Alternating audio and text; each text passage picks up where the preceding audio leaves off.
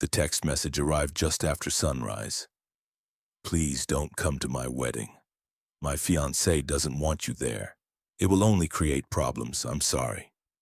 Nathan Brooks read the message 3 times before placing his phone face down on the kitchen table. The coffee in his mug slowly cooled, but he didn't notice. At 58 years old, he had faced business failures, sleepless nights, and heartbreaking losses. Yet nothing had prepared him for the pain of seeing those words from the only person who truly mattered to him, his daughter. Surprisingly, he didn't cry. Instead, he smiled. It wasn't a smile of happiness. It was the quiet smile of a man who had finally understood the truth.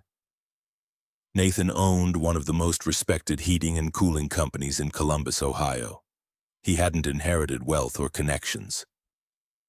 30 years earlier, he had started with an old pickup truck, a second-hand toolbox, and enough determination to outwork everyone around him. Every contract, every customer, and every dollar had been earned through years of honest labor. Money had never been his goal. His daughter had.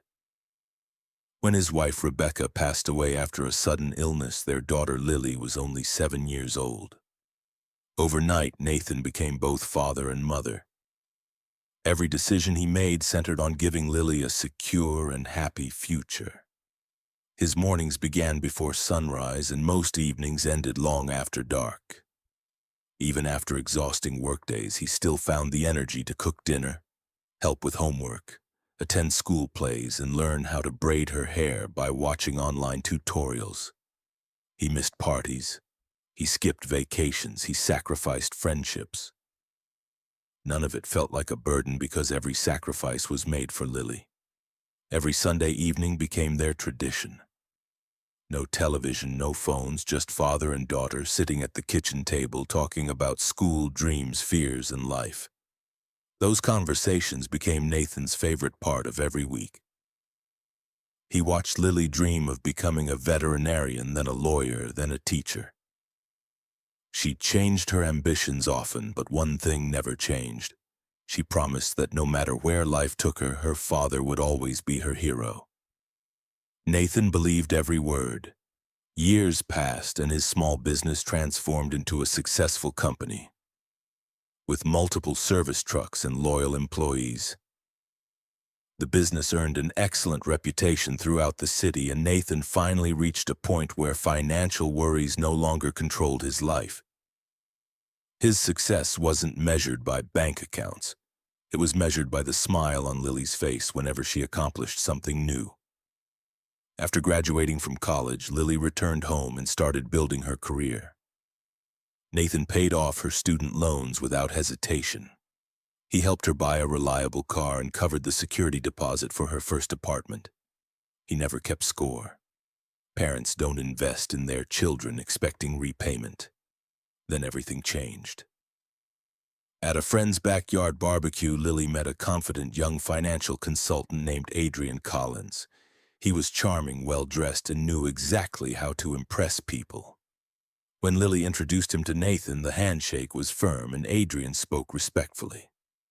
He complimented Nathan's company and praised the success he had built from nothing. Nathan liked him, at least in the beginning. But over the following months, little things started bothering him. Adrian often mentioned that his parents belonged to exclusive social clubs. He casually compared white-collar careers with manual labor, always making office jobs sound more important. Whenever Nathan talked about repairing furnaces or installing air conditioning systems, Adrian listened politely. But there was always a hint of amusement hidden behind his smile. Most people never noticed it. Nathan did. Still, he remained silent. His daughter's happiness mattered more than his personal pride. When Adrian proposed during a dinner overlooking the city skyline, Lily called Nathan in tears of joy. Without hesitation, he promised to pay for the wedding. A few weeks later, Adrian approached him with another request. He wanted to leave his corporate job and launch his own financial consulting business. To make it happen, he needed an investment of $150,000. Nathan carefully reviewed the business plan. It looked professional, and although there were risks, he believed he was investing in Lily's future as much as Adrian's. He agreed. That wasn't all. When the young couple found their dream home, their income alone wasn't enough to qualify for the mortgage. Nathan added his own name as a co-signer, helping them secure the house. Within a few short months, nearly every important financial step in their new life had been made possible because of him. He never considered it generosity. To him, it was simply what fathers did. What Nathan couldn't see was that while his money remained welcome, his presence was slowly becoming less important. The wedding planning became increasingly controlled by Adrian's parents. Nathan paid invoices. Others made decisions. Every time he tried to contribute ideas, someone politely changed the subject. Lily stopped calling as often. Their Sunday dinners quietly disappeared. The distance grew one conversation at a time, but Nathan convinced himself it was only temporary. He believed that once the wedding was over, everything would return to normal. He had no idea that 3 days before the ceremony, one simple text message would destroy everything he thought he knew about his daughter and force him to make the hardest decision of his entire life. As the wedding date drew closer, Nathan hoped things would improve. Instead, they became worse. Every week brought another planning meeting, another payment, and another reminder that he was little more than the man signing the checks. The venue manager called him whenever invoices needed approval. The florist thanked him for covering another deposit. The caterer confirmed the final menu after receiving another transfer from his account. Financially, Nathan was involved in everything. Personally, he was becoming invisible. At one dinner with Adrian's parents, Nathan arrived wearing a pressed shirt and clean jeans after finishing a long day supervising several installation crews. He apologized for being a few minutes late, explaining that an elderly customer's heating system had completely failed. Adrian smiled. "Still saving furnaces one house at a time?" The table laughed politely. Nathan forced a smile. "I've been doing it for over 30 years. Adrian's father raised his glass. "I suppose every family needs someone willing to do the dirty work." More laughter followed. Nathan noticed Lily looking down at her plate. She didn't defend him. That silence hurt far more than the joke. Over the following weeks, similar comments became common. Adrian joked about construction boots. His mother spoke proudly about professional families. His father casually referred to tradespeople as blue-collar workers who should know their place. Nathan never argued. He simply listened. He had spent too many years building his life to let childish remarks destroy his peace. Still, each comment left another small crack in his heart. One evening, Nathan called Lily to ask a simple question. "I was wondering about the ceremony." "What about it?" "I'll still be walking you down the aisle, right?" The line became unusually quiet. Finally, Lily answered, "We're still discussing how everything will work." Nathan frowned. "What do you mean?" "Adrian's family has a few traditions." "I understand traditions," Nathan replied gently. "I'm only asking if I'll walk my own daughter to her wedding." "I don't know yet." The answer hit harder than he expected. For 26 years he had imagined that moment. From the first day he carried her home from the hospital, he dreamed about proudly placing her hand into the hands of the man she loved. Now that dream was suddenly uncertain. Nathan ended the call politely, but his chest felt heavier than ever. He tried convincing himself that weddings created stress. People became emotional. Families argued. Everything would settle down afterward. That explanation comforted him for a while. Meanwhile, Adrian's new consulting business was struggling. Although he rarely admitted it, new clients weren't arriving as quickly as expected. Expenses continued growing. Nathan quietly covered several unexpected costs by extending payment deadlines on the private loan he had provided. He never mentioned it. He wanted the young couple to succeed. The mortgage payments also remained manageable only because Nathan's strong financial history supported the loan. Without his signature, the bank would never have approved the purchase. Still, no one acknowledged those sacrifices. 3 days before the ceremony, Nathan arrived at work before sunrise. His employees noticed he seemed unusually quiet. He reviewed schedules, approved service calls, and spoke with customers exactly as he always did. Business continued normally. His personal life did not. At exactly 5:07 a.m., his phone vibrated. The sender was Lily. He smiled before opening the message. He expected a question about flowers, maybe a reminder about rehearsal dinner. Instead, he read words that seemed impossible. "Dad, please don't come to the wedding. Adrian thinks your presence will create tension. We believe it's best if you stay home. I'm truly sorry." Nathan stared at the screen. He reread every sentence. Then he placed the phone on the kitchen counter. The room became completely silent. He thought about the father who had built her future wasn't welcome to witness it. Oddly enough, Nathan didn't feel rage.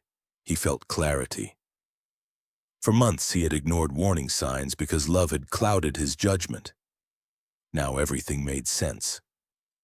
He walked to the window and watched the first sunlight spread across his backyard. Then he quietly whispered to himself, "If I'm not welcome as her father, then I won't continue serving as their foundation." Nathan picked up his coffee. He took one slow sip. Then he reached for another phone, this time not to call his daughter. He called his attorney.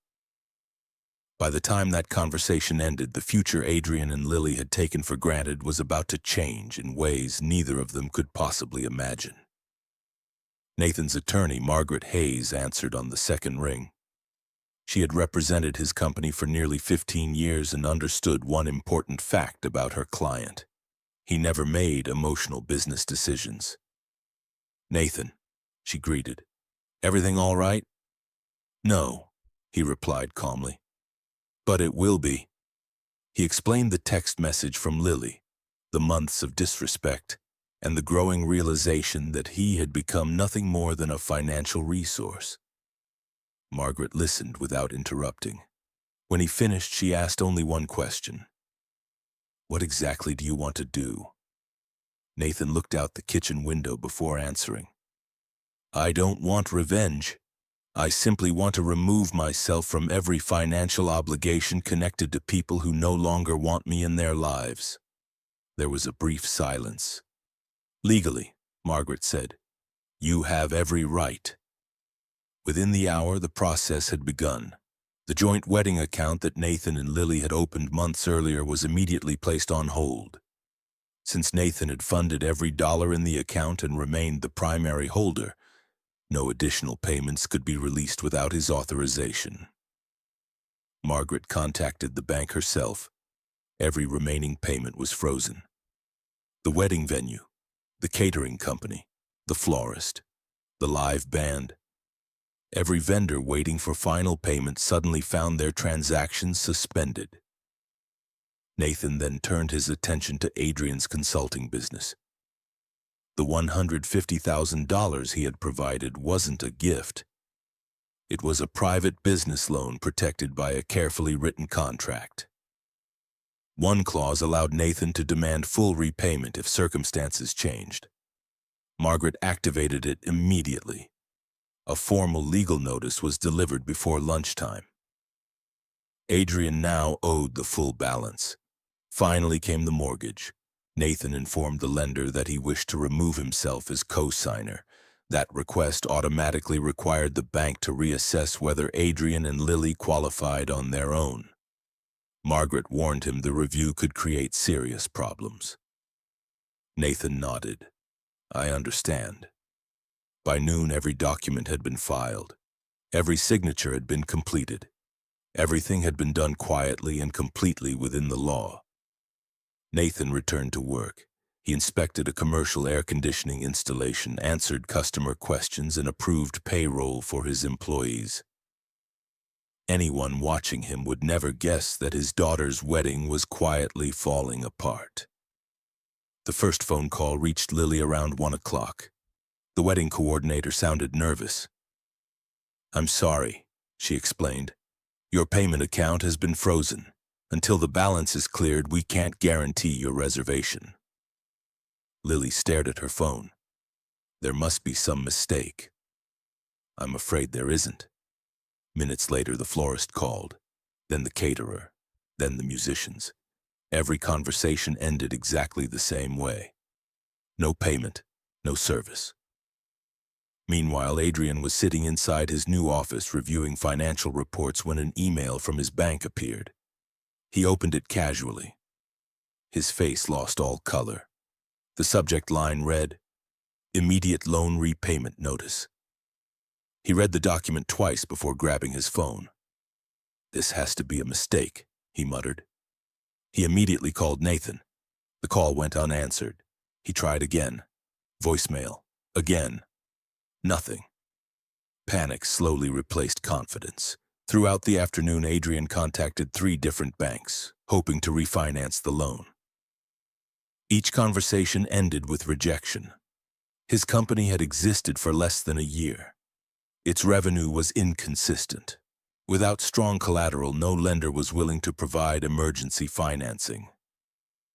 By evening, another problem appeared. The mortgage company informed Adrian and Lily that their loan was under review because the co-signer had requested removal. Without Nathan's income and credit history, the approval no longer met lending requirements. Lily finally understood what was happening. Everything they had built rested on one man, the same man they had told to stay home. She called Nathan, no answer. She texted him repeatedly. Dad, please call me, nothing. Let's talk. We can fix this. Nathan read every message. He answered none of them. That evening, he sat alone on his back porch watching the sunset. For the first time in months, his mind felt strangely peaceful. He wasn't celebrating. He wasn't angry. He simply refused to continue carrying people who no longer respected him. Respect could never be purchased with money. It had to be earned. As darkness settled over the neighborhood, Nathan's phone lit up again. Another missed call, then another, then another. He placed the phone face down beside his chair and looked toward the stars. Tomorrow was supposed to be the wedding day. Instead, it would become the day everyone finally learned who had been holding their entire world together all along. Saturday morning arrived with bright sunshine. It should have been the happiest day of Lily's life. Instead, it began with confusion. Guests dressed in formal clothes drove toward the beautiful countryside venue where the ceremony was scheduled to take place. Some had traveled hundreds of miles to celebrate the wedding. None of them knew that the event they had planned their weekend around no longer existed. Inside her bridal suite, Lily sat in front of a mirror while a makeup artist quietly packed away her brushes. I'm so sorry, the woman said softly. They just called.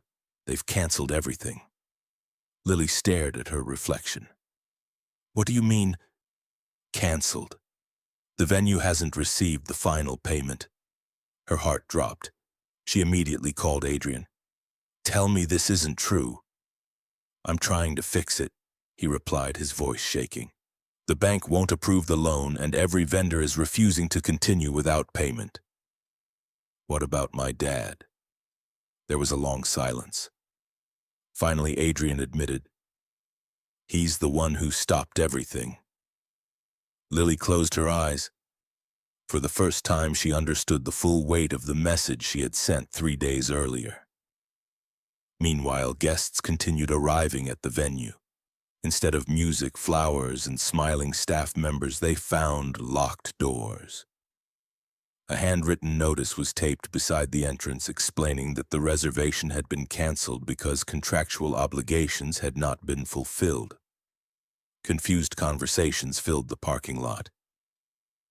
What's going on? Was the wedding moved? Did something happen? No one had any answers. Adrian's parents stood near the entrance making frantic phone calls. His mother argued loudly with the venue manager.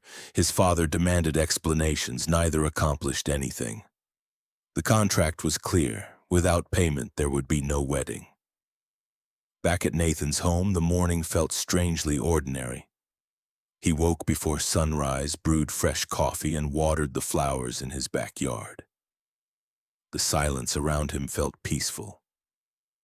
He wasn't celebrating another person's misfortune. He was simply accepting the consequences of choices that others had made. Around mid-morning, his neighbor Helen walked over while collecting her newspaper. "I heard something unbelievable," she said. Nathan looked up. What happened? Apparently, a big wedding was canceled today because of payment problems.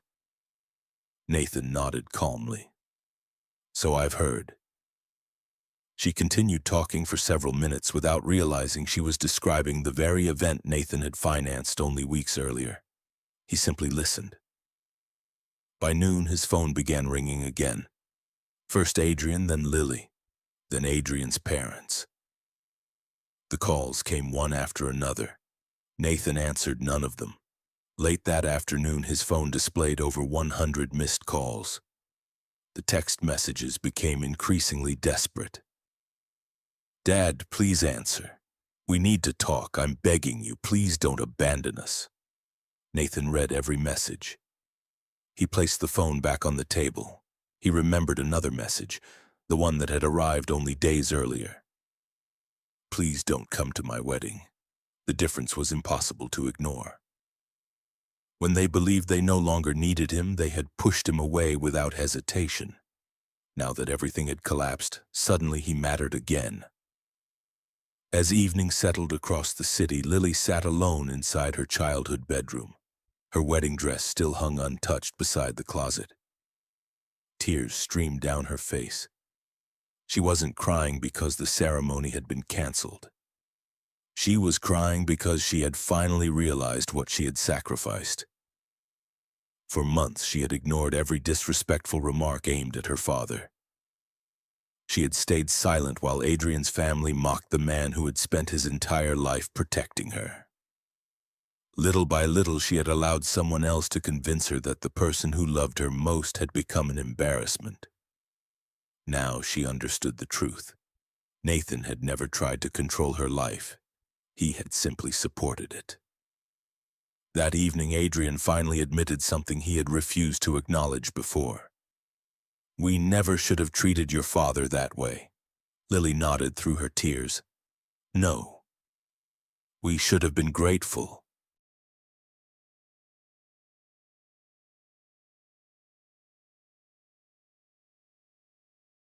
Neither of them slept much that night. They knew there was only one person who could help repair the damage. But before anything else could be rebuilt, they would first have to earn something far more valuable than money. They would have to earn Nathan Brooks' forgiveness.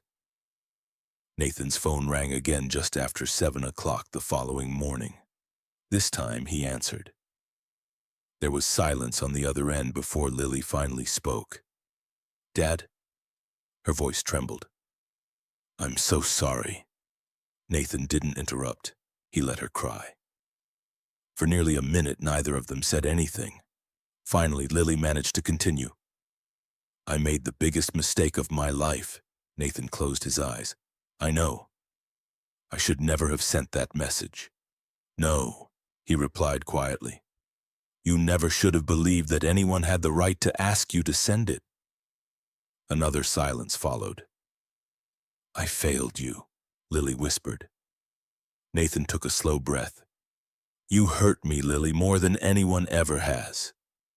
But hurting someone and losing them forever aren't always the same thing." She cried even harder. I thought I was keeping peace between two families. You weren't, Nathan answered gently. You were sacrificing the one person who had stood beside you your entire life. Lily couldn't argue. Every word was true. I don't expect you to forgive me today, she said. I just want the chance to earn it. Nathan looked through the kitchen window toward the small swing that still stood beneath the old maple tree in his backyard. He remembered pushing a little girl on that swing until sunset. He remembered teaching her to ride a bicycle. He remembered carrying her to bed after she fell asleep watching movies together. Those memories were stronger than his anger. I've never stopped loving you, he said. I simply refused to keep supporting people who no longer respected me. I understand now.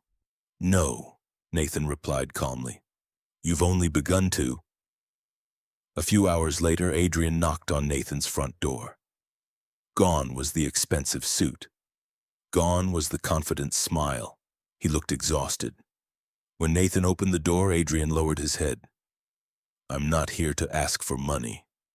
Nathan remained silent. I'm here to apologize. He continued before Nathan could respond. I judged you because of your work. I thought wearing expensive clothes made me successful. I confused income with character. Nathan folded his arms. And now I realized that everything I was trying to build existed because of the man I looked down on. Adrian's voice cracked. I've never respected anyone the way I should have respected you. I'm ashamed of myself. Nathan studied him carefully. The apology didn't sound rehearsed, it sounded honest. You know, Nathan said, there's nothing wrong with making mistakes. Adrian nodded. The real test is whether you're willing to change after making them. I am. For nearly 3 hours, they sat around the same kitchen table where Nathan had once agreed to invest in Adrian's future. This time, there were no business proposals, no wedding plans, only honesty. Adrian accepted responsibility for his behavior without blaming anyone else. He admitted encouraging Lily to distance herself from her father. He admitted enjoying the financial support while quietly resenting the man providing it. Nathan appreciated the truth. Trust couldn't be rebuilt with excuses, only accountability. Over the following months, small changes slowly repaired what had nearly been destroyed. Lily restarted Sunday dinners. Sometimes they laughed, sometimes they cried. Sometimes they simply enjoyed being together again. Adrian worked tirelessly to grow his business without depending on Nathan's money. He renegotiated the loan fairly and made every payment on time. Respect gradually replaced pride. 6 months later, Adrian and Lily decided to marry again. This time there would be no luxury ballroom, no extravagant decorations, no expensive performance designed to impress strangers. Instead, they chose the place that had always felt like home. Nathan's backyard. Friends and close family gathered beneath white lights hanging from the maple trees. Simple wooden chairs replaced grand banquet seating. Fresh flowers from a local garden decorated the aisle. The ceremony was modest. Its meaning was priceless. As the music began, Lily walked toward her father. Tears filled both their eyes. She slipped her arm through his. I've dreamed about this moment since I was little, she whispered. So have I, Nathan replied. Together they walked slowly toward the ceremony. There were no whispers, no judgment, only smiles. When they reached the front, Lily hugged her father tightly before taking Adrian's hand. During the reception, Adrian stood to make a toast. He looked directly at Nathan. I once believed everything for his daughter without ever asking for recognition. He raised his glass. Thank you for giving me a second chance to become the husband Lily deserves, and the man I should have been from the beginning. The guests applauded. Nathan smiled. Not because everything had been forgotten, but because forgiveness had accomplished what anger never could. That evening, as the celebration ended and the lights